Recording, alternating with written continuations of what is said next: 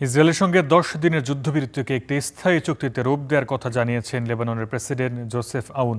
যুদ্ধবিরতির এই সময়কে কাজে লাগিয়ে ইসরায়েলের সঙ্গে সরাসরি আলোচনা চালিয়ে যাবার কথাও জানান তিনি।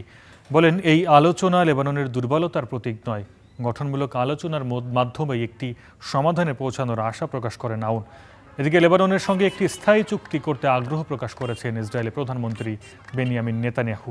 তিনি জানান, দেশটির সঙ্গে স্থায়ী চুক্তির সুযোগ রয়েছে, তবে এ সময় দক্ষিণ লেবাননে ইসরায়েলি সামরিক বাহিনীর অবস্থান অব্যাহত থাকবে। তবে ইসরায়েলের সঙ্গে সরাসরি আলোচনার বিরোধিতা করছে লেবাননের হিজবুল্লাহ গোষ্ঠী। আলোচনা করতে রাজি হওয়ায় সরকারের সমালোচনা করছে গোষ্ঠীটি।